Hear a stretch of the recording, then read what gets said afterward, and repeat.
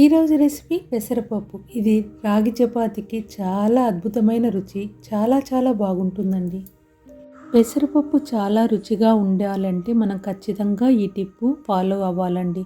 ఏమంటే మనము పప్పును ఎట్టి పరిస్థితుల్లోనూ కుక్కర్లో ఉడికించకూడదు.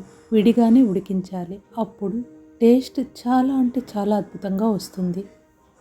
కుక్కర్లో ఉడికించినప్పుడు అది మెత్తని పేస్ట్ లాగా అయిపోతుంది. అదే విడిగా ఉడికించినప్పుడు పప్పు ఉడికినప్పటికీ కూడా మనకు పలుకులుగా వస్తుంది. అది చాలా టేస్ట్ని ఇస్తుంది పప్పుకి. వేయించి పెట్టుకున్న పెసరపప్పును వాష్ చేసి 1 గ్లాస్ పెసరపప్పుకు 2 గ్లాసుల వాటర్ వేసి ఉడికించుకోవాలి.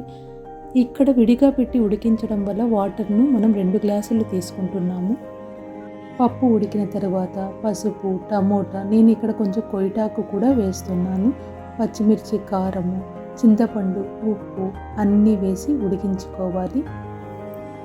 టమోటా కూడా ఉడికిన తర్వాత పప్పును బాగా మెదుపుకోవాలి. పోపు పెట్టుకోవడానికి 2 స్పూన్ల ఆయిల్లో ఆవాలు, ఉద్దిబ్యాళ్ళు, జీలకర్ర, కరివేపాకు, తెల్లగడ్డలు, ఎర్రగడ్డ, 1 స్పూన్ అవిసెలు, కొంచెం కొత్తిమీర అన్నిటినీ మనం ఫ్రై చేసుకోవాలి. అవిసెలు వేస్తూ ఉండడం వల్ల పిల్లలకు ఒమేగా 3 ఫ్యాటీ యాసిడ్స్ మనము అందించినట్లు అవుతుంది. కాబట్టి ప్రతి వంటలోనూ 1 స్పూన్ అవిసెలను మనం యాడ్ చేసుకోవడం చాలా మంచిది. ఈ రుచికరమైన పప్పులో కూడా మనము కరివేపాకు, కొత్తిమీర, కొయిటాకు 3 రకాల ఆకుకూరలు వాడాము.